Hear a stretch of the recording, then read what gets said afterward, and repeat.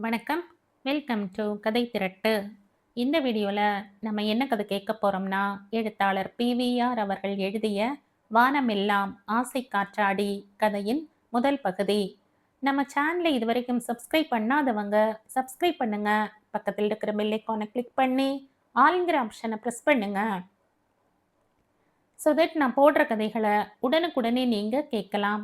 வாங்க கதைக்குள்ள போகலாம். அவளுக்கு கல்யாணம் நாளை நடக்கப் போகிறது. இந்த சாதாரண கழுத்துக்கு ஒரு மஞ்சள் கயிறு மூலமாக முக்கியத்துவம் கிடைக்கப் போகிறது. கால் விரல்களில் மெட்டிகள் தஞ்சமடையப் போகின்றன. மாடியில் பிற்பகல் வெளிச்சம் காணாத அறையில் பழையதோர் நாற்காலியில் பாரதி உட்கார்ந்திருந்தாள். இருக்கையின் ரப்பர் முலாம் தேய்ந்து கிழிந்து வெளிரி கிடக்க பஞ்சு இரும்பு கெட்டியாக பலகை போலாகிவிட்டது. வலியை உணராமல் இம்சையை நினைத்தும் பாராமல் அவள் ஜன்னல் மூலம் பார்த்தவளாயிருந்தாள். அவள் எப்படி இந்த திருமணத்துக்கு சம்மதித்தாள்? 6 மாதங்களுக்கு முன்வரை அம்மா அப்பாவிடம் வீராப்புடன் பேசியவள் ஏன் எப்படி மனம் மாறினாள்? அப்பாவின் நெஞ்சில் இருந்து உருவி வந்த வெண்ணெய் கசிவு வார்த்தைகள் அவள் மனதை பாதித்தனவா? அம்மாவின் அழுகையும் தற்கொலை பயமுறுத்தலும் அவளை அயர செய்தனவா? அவளுடைய அண்ணா மேற்படிப்புக்காக அமெரிக்கா போனான். போனவன் அங்கேயே தங்கி ஒரு அமெரிக்க பெண்ணை மனைவியாக்கி கொண்டு வாழ்கிறான். அவன் மேற்படிப்பை அயல்நாட்டில் வைத்து கொள்ளாமல் தாய் நாட்டிலேயே நடத்தினாலும் அண்ணன் காட்டிய வழியில் தங்கையும் போகக்கூடும் என்று அம்மா அஞ்சுகிறாள். அந்த பயத்தை போக்க வேண்டும் என்ற எண்ணத்தில் இந்த திருமணத்துக்கு இசைந்தாளா? அவளுக்கு விதியில் நம்பிக்கை இல்லை. ஆனால் இப்போது விதியின் சூழ்ச்சியால்தான் அவள் மணமேடையில் உட்காரப் போகிறாளோ என்று நினைக்கத் தோன்றியது. இது ஒரு திடீர் சம்பவம் அன்று, ஒரு விபத்தும் அன்று. ஆனால் பாதிக்கப்பட்டிருப்பது அவள்தானே. இதிலிருந்து இனி அவளால் தப்ப முடியாது. தன்னைத்தானே மீட்டு கொள்ளவும் இயலாத காரியம். என்ன செய்யலாம்? இரவோடு இரவாக யாருக்கும் தெரியாமல் அவள் ஓடிவிடலாம். பஸ்ஸையும் ரயிலையும் பிடித்து சென்னையை அடைந்து அங்கிருந்து டெல்லிக்கு பறந்து விடலாம். ஆனால் நெஞ்சில் உரம் இல்லையே. அல்லது அன்று மாலையே இந்த திருமணத்தில் விருப்பம் இல்லை என்று 4 பேர் முன்னிலையில் பிரகடனம் செய்துவிட்டு விடுதலை வாங்கிக் கொள்ளலாம். ஆனால் அது நாகரீகமும் இல்லை, விவேகமும் இல்லை. அவளுடைய சம்மதம் தெரிந்த பிறகுதான் எல்லா ஏற்பாடுகளும் ஆரம்பமாயிருக்கின்றன. இப்போது நேர்மாறாக பேசினால் அம்மா அப்பாவுக்கு அல்லவா துரோகம் செய்ததாகிவிடும். அவளால் அவர்கள் என்றென்றும் தலை நிமிர முடியாமல் போய்விடுவார்களே. அவளை தன் துணைவியாக ஏற்றுக்கொள்ளப் போகிறவன் அப்பாவின் சொந்த தங்கை பிள்ளை. அவள் மண்ணில் வீழ்ந்த போதே அவள்தான் தன்னுடைய மருமகள் என்று அத்தை முடிவு செய்து விட்டாளாம். அப்பாவும் தங்கையின் பிள்ளைதான் தம்முடைய மருமகன் என்று அறிவித்து விட்டாராம். என்ன பைத்தியக்கார எண்ணங்கள்! அண்ணன் தங்கை பாசங்கள் சினிமாவில் பார்க்க வேண்டுமென்றால் நன்றாக இருக்கும். ரசிகர்கள் வேண்டுமானால் நிழலில் தெரியும் உணர்ச்சி காட்சியை கண்டு நீர் மடிக்கலாம். ஆனால் நிஜ வாழ்க்கையில் அவளை தவிர, பாதிக்கப்பட்டவளை தவிர வேறு யார் நெஞ்சின் கண்ணீரோடு துடிக்கிறார்கள்? மெல்ல மெல்ல அவனுடைய உருவம் கண்முன் வந்து நின்றது. 6 அடிக்கு ஓர் அங்குலம் கூட குறையாத உயரம், எலுமிச்சம்பழம் போன்ற நிறம், அகலமான நெற்றி, பார்வையிலேயே சிரிப்பு கழிந்தது. நீண்ட கத்தி முனைக்கு இறங்கிய மூக்கு, ஆஜான பாகவாய் வஜ்ரம் ஏறின உடற்கட்டோடு இருக்கும் அவனுடைய நடையில் ஒரு நிதானம், பேச்சின் அளவு இல்லாவிட்டாலும் தெளிவு. 4 மாதங்களுக்கு முன் நன்றாக நினைவில் இருக்கிறது. தீபாவளிக்கு மறுநாள் அவன் திடீரென்று டெல்லியில் வீட்டுக்கு வந்திருந்தான். கேரளத்து விவசாயிகளின் பிரதிநிதிகளில் ஒருவனாக வந்திருந்தவன் தன் தாயாரின் ஆக்ஞை பேரில் மாமாவை பார்க்க வந்தான். அவளுக்கு அவன் யார் என்று புரியவில்லை. எங்கேயோ எப்போதோ பார்த்த முகமாக தெரிந்தாலும் நினைவில் முட்டவில்லை. நீ பாரதி அல்லவா? எஸ். மாமா இருக்காரா? You mean my father? ஆமாம். Please come in. Dad, someone is here to see you. யாருமா? அடடே, நானாவா? வா வா. எப்ப வந்த? தங்கம்மா எப்படி இருக்கா? அப்பா தாத்தா பாட்டி எல்லாரும் சௌக்கியம் தானே? எல்லாரும் ஒரு விதமா சௌக்கியம். பாரதி. Yes dad. இவன் யாருன்னு முதல்ல புரியல இல்ல? Yes dad. உன் அத்தை புள்ள. நாம பல வருஷங்களுக்கு முன்னால உன் சித்தப்பா கல்யாணத்துக்கு போனமே, நினைவிருக்கா? I was just 10 at the time. பாரதிக்கு தமிழ் தெரியாதா மாமா? அம்மா கூட பேசுவா. மாமி இல்லையா? இப்பதான் குளிச்சுட்டு ட்ரெஸ் மாத்திக்க போனா. இப்ப வந்துடுவா. பாரதி, அம்மாவை சீக்கிரம் வர சொல்லு. மெதுவா வரட்டும். மாமா, டெல்லியில 10 மணிக்கு மேல தான் குளியல் போல இருக்கு. டெல்லியில என்ன திடீர்னு? மினிஸ்டரை பார்க்க வந்தோம். நான் பாலக்காட்டு பிரதிநிதி. மீட் பண்ணியாச்சா? முந்தா நாள் மீட் பண்ணோம். பாதி பேசின்னு இருக்கச்ச பிஎம் ஆபீஸ்ல இருந்து ஃபோன் வந்தது. ஓடிட்டார். இன்னைக்கு உச்சிக்கு அப்புறம் மீட் பண்ண சொல்லியிருக்கார். கிருஷி பவன்ல. கொஞ்ச நாள் இருப்ப இல்லையா? ஏய், நாளைக்கு கேரளா எக்ஸ்பிரஸ்ல போறோம். நீ நேரே நம்ம வீட்டுக்கு வந்திருக்கணும் நானா? நான் இங்க இருக்கிறப்ப நீ வேற எங்கானும் தங்கலாமா? நான் பிளஷர் ட்ரிப்புக்கு டெல்லி வரலாமாமா. நாங்க 12 பேர் வந்திருக்கோம். கேரள சமாஜம் இருக்கு இல்லையோ, அங்க தங்கி இருக்கோம். 4 வருஷம் முன்னால நீ டெல்லி வந்தப்ப இங்க வரல. அதுக்கப்புறம் 5-6 பிராவசியம் வந்தாச்சு. ஒரு காரியமா வர்றப்ப அங்கே இங்கேன்னு போயின்னு இருக்க கழியுமா மாமா? இன்னைக்கு எப்படி வர முடிஞ்சதுன்னு கேட்பேள். நேத்திக்கே மந்திரிட்ட என்னென்ன பேசணும்னு எங்களுக்குள்ள முடிவு எடுத்துண்டாச்சு. 12 மணி வரையில் அவ இஷ்டம் போல போலாம்னு தீர்மானிச்சோம். அம்மாவும் வேற ரொம்ப குறைபட்டுண்டா. நான் மாமா மாமியை பார்த்து விசாரிக்கிறது இல்லைன்னு. அதான் வந்தேன். தா மாமி வராளே, கொஞ்சம் தடிச்சு போயிட்டாளோ? என்ன மாமி, உன் பொண்ணு தான் புடவை உடுத்திக்கலை, நீயும் அவள மாதிரி ஹவுஸ் கோட்டு போட்டுன்னு இருக்காய். இங்க இதுதான் சௌகரியம். சீப்பும் வேற. எப்ப வந்த? அம்மா அப்பா எல்லாரும் எப்படி இருக்கா? எல்லாம் மாமா கிட்ட சொல்லியாச்சு. கேட்டு தெரிஞ்சுக்கோங்கோ. முன்னாலே இதை வாங்கிக்கோங்கோ. என்னது? பெங்காலி மார்க்கெட்டுக்கு போயிருந்தோம். கொஞ்சம் ஸ்வீட். பாரதி, இந்தா இது உனக்கு. இதுவரையில் சோஃபாவில் உட்கார்ந்திருந்தவள் நிமிர்ந்து பார்த்தாள். பிறகு அப்பாவை பார்த்தாள். வாங்கிக்கோ பாரதி. What is this? கை நீட்டி பெற்றுக்கொண்டே கேட்டாள். நீ தலையை நன்னா கட் பண்ணிட்டு இருக்காய் பாரதி. இருந்தாலும் கழுத்து வரை கேசம் இருக்கே, வாரிக்கலாம். தந்த சீப்பை ஒரு தடவை பார்த்துவிட்டு அவனுக்கு பதில் சொல்ல பாரதி வார்த்தைகளை தேடினாள். தம் பெண் உள்ளுக்குள் பொறுமிக் கொண்டிருக்கிறாள் என்பதை உணர்ந்த அப்பா சமிக்ஞையால் அவளை அடக்கினார். நான் இப்படி பேசுனதுல பாரதிக்கு தேசியம் இல்லையா என்றான் நாராயணன்.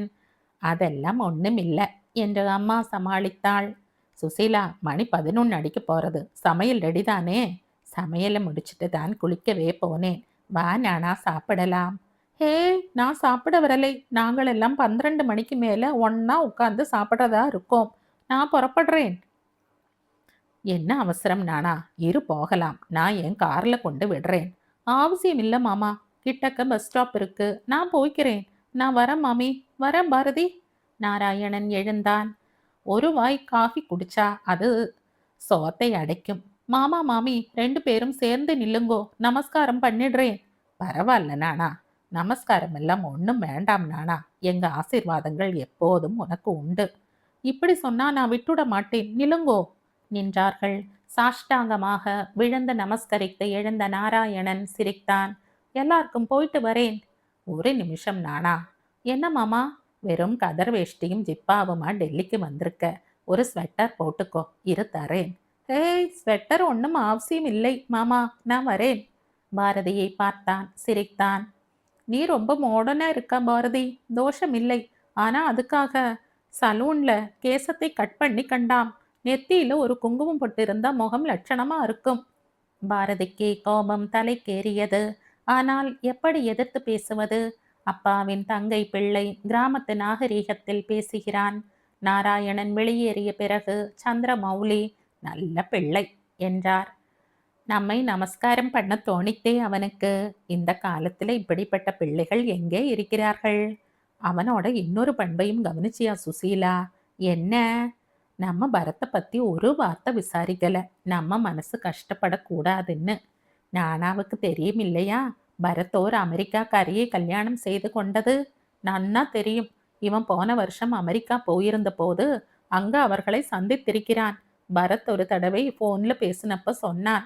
டேட். என்ன பாரதி? இந்த ஆள் அமெரிக்கா போயிருக்கானா? பாஸ்போர்ட்டும் விசாவும் இருந்து பணமும் இருந்தா யார் வேணும்னாலும் போகலாம் பாரதி. அது சரி, நீ என்ன சொன்ன இந்த ஆள்னு இல்ல? தப்பா? அவன் உன் அத்தை பிள்ளை. So what? உன்னை கல்யாணம் பண்ணிக்க போறவன். நான்சென்ஸ். ஒரு கண்ட்ரி ப்ரூட். ஏன் ஹஸ்பண்டா? Don't be stupid dad. கதர் வேஷ்டி கதர் ஜிப்பா. அவன் பேசின தமிழ். தமிழா அது? பாலக்காட்டு தமிழ். அவன் எங்களை விழுந்து நமஸ்காரம் பண்ணது, அவன் நெத்தி நாமம் இதெல்லாம் பார்த்து நீ நாராயணனை ஒரு கண்ட்ரி ப்ரூட் ஆக்கிட்ட இல்ல? ஆள் உயரமா கம்பீரமா மட்டும் இருந்தா போதுமா டாட்? மேனஸ் வேண்டாம்? நான் என் தலையை பின்னல போட்டு கொண்டா என்ன, இல்ல மொட்டையே அடிச்சுக்கிட்டாதான் இவனுக்கு என்ன? Uncultured and educated uneducated fellow. அப்பா கலகலவென்று சிரித்தார். என்ன டாட் சிரிக்கிறீங்க? உன் கண்ணெதிரேயே உன் பழக்க வழக்கத்தையும் கலாச்சாரத்தையும் விமர்சித்தான். உன் அம்மா ஹவுஸ் கோட் போட்டுக்கிறதையும் சுட்டி காட்டினான். ஆனா அவன் போன பிறகு நீ சரமாரிய கொட்டுற. நான் அப்பவே கொட்டி இந்த ஐவரி கோம்பையும் மூஞ்சியில விட்டு எரிஞ்சிருப்பேன். ஆனா நீங்க கண் காட்டினீங்க. நாராயணன் அதிகமா படிக்கல பாரதி. அதான் தெரியறதே. கோயமுத்தூர் அக்ரிகல்ச்சரல் காலேஜில் பிஎஸ்சி கோல்டு மெடல், அப்புறம் எம்எஸ்சியில் ஃபர்ஸ்ட் ரேங்க், மேலே 2 வருஷம் அமெரிக்காவில் பிஹெச்டி. இவ்வளவுதாமா அவன் படிச்சிருக்கான். ஒரு மீட்டிங்கில் எம்எஸ் சுவாமிநாதனே இவனை பாராட்டி பேசியிருக்கார். ஹிந்துஸ்தான் டைம்ஸில் ஃபோட்டோவே வந்தது. இவ்வளவு படித்தவருக்கு ஏன் நாகரீகம் தெரியலையாம்? நாகரீகம்னா என்ன பாரதி? என்னப்பா இப்படி ஒரு கேள்வி கேட்குறீங்க? பதில் சொல்லேன். ஒரு ரிஃபைன்மெண்ட், நாசுக்கான அமெரிக்கையான தன்மை. உன் அகராதிப்படி வாய்க்குள்ளேயே கொட்டாவி விட்டு கொண்டா அது நாகரீகம். வாய ஆன்னு திறந்து விட்டா அநாகரீகம், அன்கல்ச்சர்டு, கண்ட்ரி ப்ரூட் இல்ல? சரி விடுங்க, ஆள்தான் போயாச்சே. மறுபடியும் நாராயணனை ஆள்னு சொல்லாதே. இப்ப நீதான் அநாகரீகமா நடந்து கொள்ற. அவன் உன் அத்தை பிள்ளை. I don't care. பாரதி, அம்மா கத்தினாள். பிறகு உனக்கு ரொம்ப இடம் கொடுத்து வளர்த்திட்டோம், அதான் துளுத்து போயிட்ட. எவ்வளவோ தடவை டெல்லி வந்து இங்க வராதவன் இன்னைக்கு வந்திருக்கானா? அதுக்கு என்ன காரணம் தெரியுமா என்றாள். என்னவாம்? நீ பார்க்க எப்படி இருக்கேன்னு தெரிஞ்சுக்க. அவனாக வந்திருக்கான்னு நினைக்காத. உன் அத்தை உந்தித்தான் வந்திருக்கான். இப்ப என்ன செய்யணும்னு குதிக்கிற? உன் அப்பா என்னைக்கோ எடுத்த முடிவு. எனக்கும் இதுல சம்மதம். நீ உன் மனசை பக்குவப்படுத்திக்கோ. என்ன விளையாடுறியம்மா? ஆமா. அப்ப ஒண்ணு செய். என்ன? எனக்கும் உன் அப்பாவுக்கும் இந்த வீட்டு பாத்ரூம்லயே ஒரு தடவை கடைசி தடவையா குளிச்சுட்டு இப்பவே படி இறங்கிப்போ. டேட். என்னம்மா பாரதி? அம்மா சொன்னதை கேட்டீங்களா? அவ சொன்னா என்ன, நான் சொன்னா என்ன பாரதி? அப்ப இன்னும் மேலே படிக்கணும்னு சொப்பனம் காணாத பாரதி. இன்னும் 3 மாசத்துல நான் ரிட்டையர்டு ஆபீசர், பென்ஷனர். நாம இந்த சர்க்கார் வீட்டை காலி பண்ணி ஆகணும். டெல்லியில பென்ஷனை வச்சு வாழ முடியாது. சொந்த வீடு சொந்த ஊர்ல தான் இருக்கு. மூட்டை முடிச்சோட போறதை தவிர வேற வழி கிடையாது. Okay dot. இப்பதான் என் பொண்ணா பேசுற. நான் இந்த டெல்லியிலேயே ஒரு வேலை பார்த்துக்கிறேன். எம்ஃபில், அதுவும் இங்கிலீஷ் லிட்ரேச்சர். பாஸ் பண்ணவளுக்கு வேலை கிடைக்காமல் இருக்காது. ஓ இஷ்டம்மா. அப்புறம் அம்மா, பெண் உறவு கூட இல்லாம போயிடும். பிள்ளை வெளிநாட்டில் சீரழியறா, பெண் உள்நாட்டிலேயே சீரழியறான்னு பெருமைப்பட்டுக்கிற. எப்படியோ போ. நீ பேசாம இரு சுசீலா. இவ எம்ஃபில் படிச்சவதான். ஆனா யதார்த்த உலகம்னா என்னன்னு தெரியாதவ. கல்யாண பேச்சை இதுக்கு முன்னாடி எடுத்ததே இல்லையே. அதான் சட்டுன்னு ஆத்திரமும் கோபமும் வந்தது. Sorry dot. நான் ஒரு நாள் இல்லாட்டா ஒரு நாள் கல்யாணம் பண்ணி கொள்ளத்தான் போறேன்.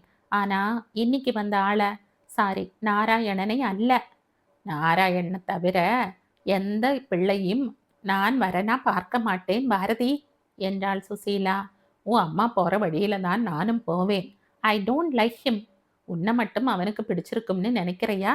ஆனா என் தங்கை ரங்கம்மா கை அசைச்சா போதும், அவன் உன் கழுத்துல தாலி கட்டுவான். போக போக உனக்கே மெல்ல மெல்ல அவனை பிடிச்சு போயிடும்.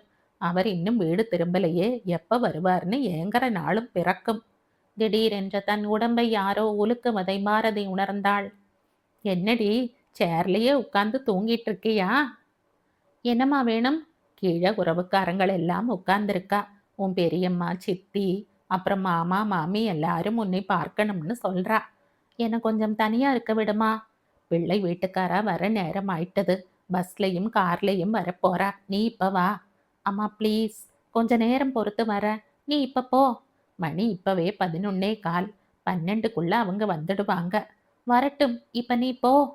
வேற வழி தெரியாமல் சுசீலா மாடி இறங்க, பாரதி நாற்காலியில் இருந்து இறங்கி ஜன்னல் அருகே வந்தாள். பார்த்தாள். கீழே அமர்க்களப்பட்டு கொண்டிருந்தது. ஒரே இரைச்சல், கூச்சல். இந்த நங்கவரமே ஒன்றாக எழுந்து வந்து கல்யாண வீட்டை முற்றுகை இடுகிறதா? திடீரென்று எல்லா ஓசைகளுமே அடங்கிவிட்டதான பிரம்மை ஏற்பட பாரதி இமைகள் மூட நின்றாள். இப்போது அப்பா வந்தார். தொடர்ந்து அம்மா. அவர்கள் சும்மா வரவில்லை. நாராயணனையும் அழைத்து கொண்டு வந்தார்கள். அவனுடைய வசீகர முகமும் கண்களும் அவளை தாக்க, எதிர்நீச்சல் போட்டு தாக்குதலில் இருந்து விடுபட மனம் துடித்தது. இன்னும் ஜன்னல் அருகிலேயே நின்று கொண்டிருந்த பாரதி தான் பிரம்மையில் இருந்து விடுபடவில்லை என்பதை உணர்ந்தாள். ஜன்னல் கம்பிகள் பார்வையை மறைக்கவில்லை. பார்த்தாள். தெரிந்தவர்களும் தெரியாதவர்களும் உறவினர்களும் உறவே இல்லாதவர்களும் கொத்து கொத்தாக அங்கும் இங்குமாய் குழுமி வரப்போகிற பாலக்காட்டு பஸ்கள் மற்றும் கார்களின் வரவை எதிர்நோக்கி காத்திருந்தார்கள். மேள வித்வான்கள் தயாராக நின்றார்கள். இந்த ஏற்பாடுகளுக்கு, இந்த வாழ்க்கை பிரவேசத்துக்கு அவள் எப்படி சம்மதம் தெரிவித்தாள்? இந்த வருடம் ஜனவரி மாதம் கடைசி நாளன்று 35 ஆண்டுகளாக அரசுடன் பந்தப்பட்டிருந்த அப்பா விடுதலை பெற்றார். தொட்ட பிசுக்கு விட்ட பிசுக்கு என்பது போல பென்ஷன் என்ற நூல் இழை மட்டுமே எஞ்சி நின்றது. பிப்ரவரி முதல் வாரத்தில் டெல்லிக்கு நன்றி கூறிவிட்டு நங்கவரத்துக்கு குடும்பம் பெயர்ந்தது. இந்த ஊருடன் அவளுடைய அப்பாவுக்கு இருக்கும் ஒரே பிணைப்பு இந்த புராதமான பிதிரார்ஜித வீடு மட்டும்தான். தாத்தா காலத்திலேயே நிலம் கைவிட்டு போய்விட்டது. அப்பா வேறு எங்கே போவார்? நெஞ்சில் துக்கம் பீரிட, டேட் என்று அவர் அருகே சென்றாள். என்னம்மா, நானும் வரணுமா? ஏன், வேற ஏதானும் பிளான் கைவசம் வச்சுன்னு இருக்கியா? பிஹெச்டி அமெரிக்காவில் இல்லை, இங்கேயே டெல்லியிலேயே. செலவுக்கு என்ன செய்வ? நீங்க என் கல்யாணத்துக்காக செலவு செய்யன்னு பணம் வச்சிருக்கீங்க இல்லையா? ஆமாம். அதிலிருந்து அதிலிருந்து அம்மாவின் குரல் கர்ஜனையாக கேட்டது. மாசா மாசம் ஹாஸ்டல் அப்புறம் மற்ற செலவுகளுக்கு இந்த பணத்துல இருந்து. மூடிடி வாயை. அம்மா, இப்ப நீ எங்களோட வர்ற, அதான் முடிவு. நீங்க ஏன் உங்க டயத்தை வீணடிக்கிறீங்க? 1000 வேலை இருக்கு. அம்மா, குரலை உயர்த்தி கொண்டு பாரதி சுசீலாவை நெருங்கினாள். என்னடி, எனக்கு இப்ப வயசு 23. எனக்கு இன்னும் சில உரிமைகளும் இருக்கு, ஞாபகம் வச்சுக்கோ. ஓஹோ, அப்படியா? உனக்கு இன்னும் சில உரிமைகள் இருக்கா? அதை எப்படி நிலைநாட்ட போற? உன் அப்பா கிட்ட கையேந்தி பணம் வாங்கியா? பிஏவோட நிறுத்த சொன்னேன், எம்ஏக்கு தாபின. அத்தோடையா நிறுத்திக்கிட்டையா? எம்ஃபில்னு ஓடின. இதுக்கெல்லாம் யார் செலவு செய்தா? பாரதி பதில் சொல்ல தயாராக இருந்தாள். ஆனால் அப்பா குறுக்கே வந்தார். சுசீலா, நீ உள்ள போ. 2ல 1 பார்த்து ஆகணும். அதை நான் என் முறையில பார்க்கறேன். சுசீலா, நீ இப்போ உள்ள போ. அவள் சென்ற பிறகு, முதல்ல உட்கார் பாரதி என்றார் மௌலி. உட்கார்ந்தாள். என் வேதனை பிரச்சனை எல்லாம் எனக்கு புரியலன்னு உன் வேதனை பிரச்சனை எல்லாம் எனக்கு புரியலன்னு நீ நினைக்காத பாரதி. எனக்கு எல்லாம் புரியறது. ஆனா இப்ப நான் கையால் ஆகாதவன் ஆயிட்டேன். ப்ராவிடென்ட் ஃபண்ட், கிராஜுவிட்டி, அப்புறம் பென்ஷன்ல 3ல் ஒரு பாகத்தை ரொக்கமா வாங்கினதெல்லாம் சேர்த்து கிட்டத்தட்ட 3 லட்சம் வந்தது. இதுல உன் அண்ணாவால ஏற்பட்ட கடன் 1.5 லட்சம். அவன் டாலரா அனுப்புவாங்கிற தைரியத்துல வியாபாரத்துல மூலதனம் செய்யற மாதிரி கடன் வாங்கி கொட்டினேன். ஆமாம் பாரதி, கடன் யார்கிட்ட கடன் வாங்கணும் தெரியுமா? வாங்கக்கூடாத இடத்துல, தங்கையை கொடுத்த இடத்துல வட்டி இல்லாம தந்தார். பாக்கி என்ன இருக்கு பாரதி? கடனை அடைச்சப்புறம் பாக்கி 1.5. இதுல ஒரு அறையாவது நம்ம சொந்த வீட்டை ரிப்பேர் பண்ண ஆகும். சிதிலமாயிட்ட வீடு எவ்வளவு இழுக்கும்னு நிச்சயமா தெரியல. யானை அசைஞ்சு திங்கும், வீடு அசையாம திங்கும் பாரதி. நீங்க என்ன சொல்ல வரீங்கப்பா? நானும் என் தங்கையும் நீ பிறந்த அன்னைக்கே உனக்கும் நாராயணனுக்கும் முடிச்சு போட்டுட்டோங்கிற காரணத்துக்காக நீ அவனுக்கு மனைவியா வர வேண்டாம். பிள்ளையை தேர்ந்தெடுக்கிறதுல முழு சுதந்திரம் தாரேன். அன்னைக்கு வேறு விதமா பேசுனீங்களே டாட். அப்போ உன் அம்மா இருந்தா, அவளை திருப்தி செய்ய. இப்ப நான் என்ன செய்யணும் டாட்? நீ இந்த டெல்லியில பிறந்து வளர்ந்தவ. உன் சித்தி மாமாக்கள் கல்கத்தா கான்பூர்ல இருக்கிறவா. வருஷா வருஷம் பம்பாய்க்கு போய் பாட்டியின் அரவணைப்புல நீ இருந்துட்ட. ரொம்ப சின்ன வயசுல நீ நங்கவரத்தை பார்த்துருக்க. நிச்சயமா அந்த ஊர் இப்போ உனக்கு வேம்பாத்தான் இருக்கும். உண்மையை சொல்லப்போனா எனக்கும் என் அம்மாவுக்கும் கூட பிடிக்கலதான். ஆனா என்ன செய்ய, வாழறோமோ இல்லையோ ஒரு இடத்துல இருக்கணுமே, 2 வேளை கொட்டிக்கணுமே. நீ இப்போதைக்கு எங்களோட வா. உங்களுக்காகத்தான் வரணும் டாட். பரவாயில்ல வா. பிஹெச்டி மெட்ராஸ்ல முடியுமான்னு பார்க்கறேன். ப்ராமிஸ்? என்னால ப்ராமிஸ் எல்லாம் பண்ண முடியாதும்மா. நாம நங்கவரம் போய் சேர்ந்த சில நாள்லயே நிச்சயம் என் தங்கையும் அவ புருஷனும் உன்னை பார்க்க வந்துடுவா. மறுபடியும் அத்தை பிள்ளையை எனக்கு பிடிக்கலேன்னு சொல்லிடேன் பாரதி. கதை முடிஞ்சிடும். என் பேர்லயும் குத்தம் வராது. பாரதி சிணுங்கினாள். ஆனால் என்ன செய்ய? அப்பா பாவம், ஏற்கனவே வளைந்து விட்ட முதுகை. அவள் ஓடித்துத்தான் ஆகணுமா? திடீரென்று அமெரிக்காவில் இருக்கும் அண்ணாவின் மீது ஆவேசம் வந்தது. நன்றி கெட்டவன், இவ்வளவு உதவி செய்திருக்கும் அப்பாவுக்கு நன்றி கடன் செலுத்த வேண்டாம்? அவன் யாரை வேண்டுமானாலும் இழுத்து வந்து மனைவியாக்கிக் கொள்ளட்டும். ஆனால் அப்பாவை எப்படி மறக்கலாம்? இந்த 1,50,000 ரூபாய் கடன் இருந்திராவிட்டால் அவளுடைய லட்சியம் நிறைவேற வாய்ப்பு இருந்திருக்குமே. நங்கவரம் வந்தாகிவிட்டது.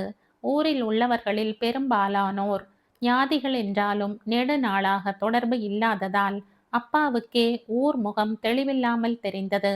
இருப்பினும் பலர் குசலம் விசாரிக்க வந்தார்கள். அம்மா மெல்ல மெல்ல ஊருடன் இணைந்து இணைய முயன்றாள். 1 மாதத்துக்கு பிறகு ஒரு நாள் பாலக்காட்டில் இருந்து கடிதம் வந்தது.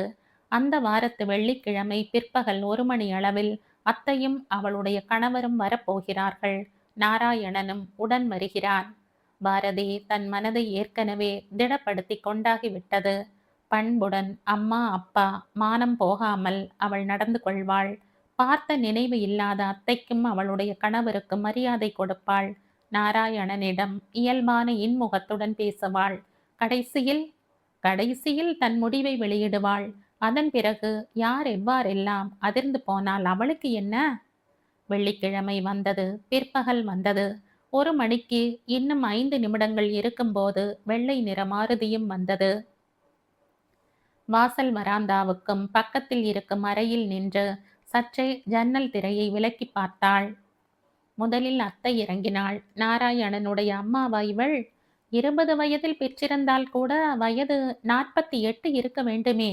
எப்படி இவ்வளவு யவ்வன சோபையுடன் இருக்கிறாள்? நாராயணனுடைய தந்தையை பார்த்தபோது ஆணவ கம்பீரமே ஒருவித அச்சத்தை உண்டாக்கியது. இவ்வளவுக்கும் புன்முறுவல் பூக்க கதர் வேட்டி ஜிப்பாவில் சாந்தமாக முன்னேறி வந்தார். அப்பா விபூதி பூசுகிறார். இவருடைய நெற்றியில் எப்படி நாமம் துலங்குகிறது? குழம்பி போனாள். கடைசியாக நாராயணன் டிரைவர் உட்காரும் இடத்தில் இருந்து இறங்கினான்.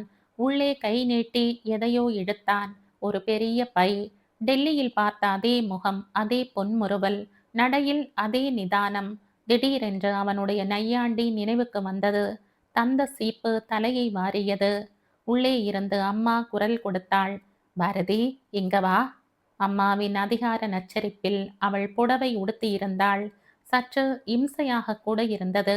மெல்ல நடந்து ஹாலை அடைந்தாள். உட்கார்ந்திருந்த தங்கம்மா திடீரென எழுந்தாள். பாரதியை நோக்கி முன்னேறி பாய்ந்தாள்.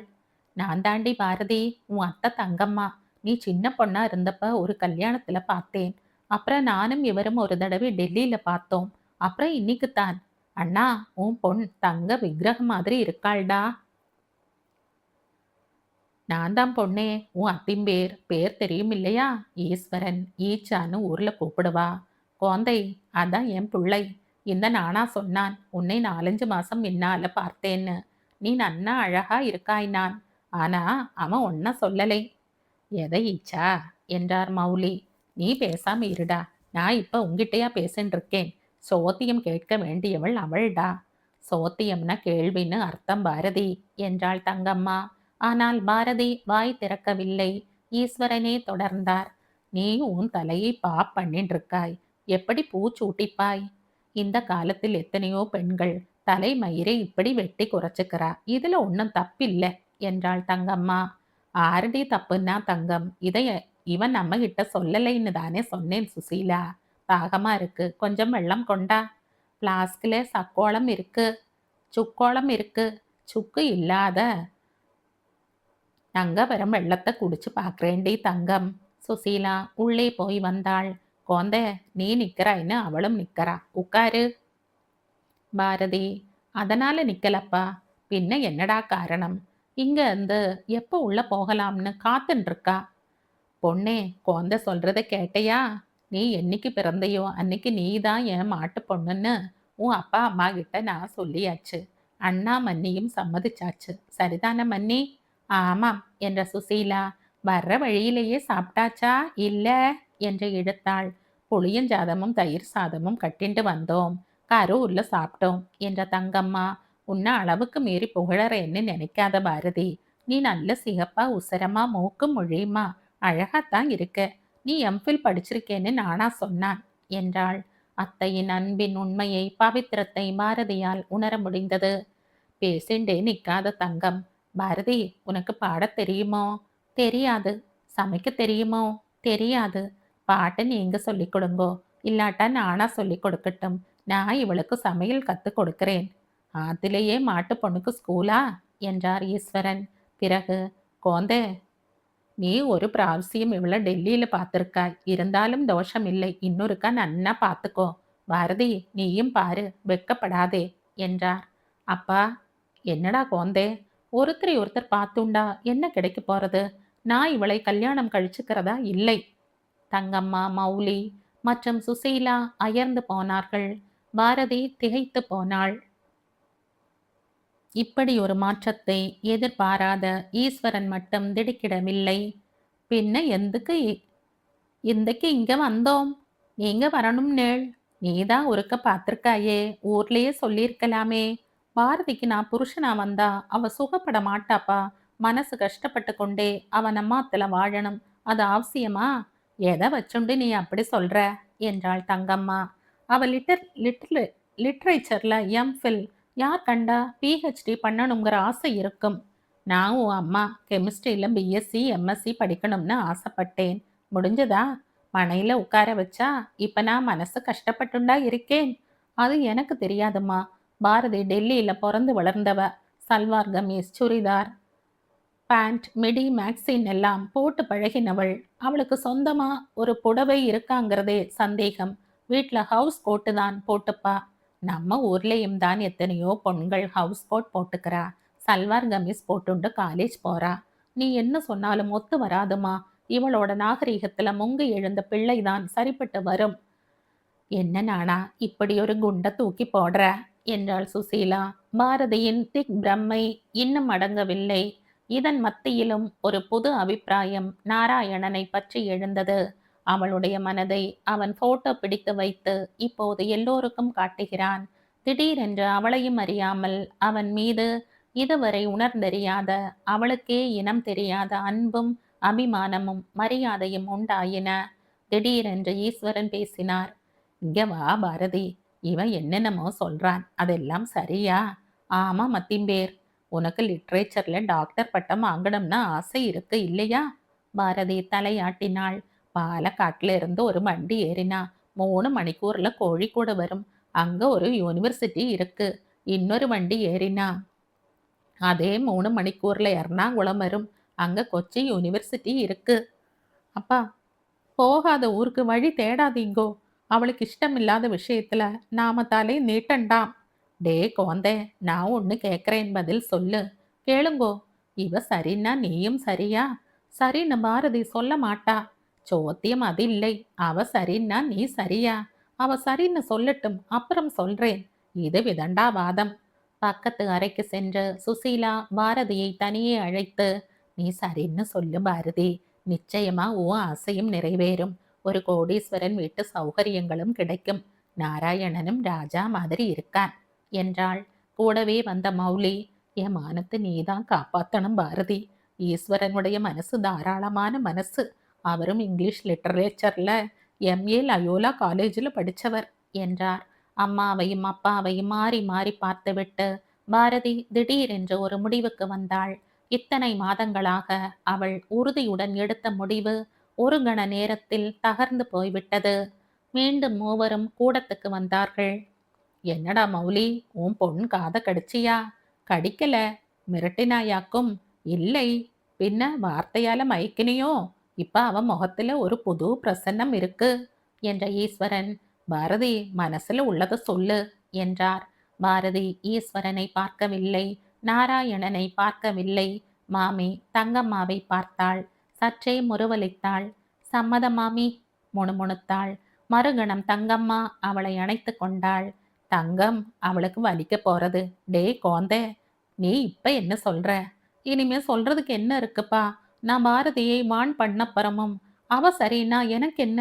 நானும் சரிதான் சொல்லி நாராயணன் சிரித்தான். பிறகு பாரதியை பார்த்து, பாரதி, இன்னும் ஒரு சான்ஸ் தரேன், நன்னா யோசிச்சு பாரு. முடிவை மாத்திண்டாலும் குத்தம் இல்ல. ரத்தின கமலத்துல கூட ஊசியும் முள்ளும் இருக்கும். இன்னைக்கு எனக்கு வாழ்க்கைப்பட்டு நாளைக்கு நீ கண் கலங்கப்படாது, கண் கசக்கப்படாது. ஏண்டா கோந்த அவளை பயமுறுத்துறாய்? பாரதி மெலிதாக புன்முறுவல் பூத்தாள். நீ உன் மனசுக்குள்ள சிரிச்சுக்கறாய் பாரதி. நான் இவனை கோந்தே கோந்தேன்னு கூப்பிடுறப்பவெல்லாம் நீ கேலியாக சிரிக்கிறாய்.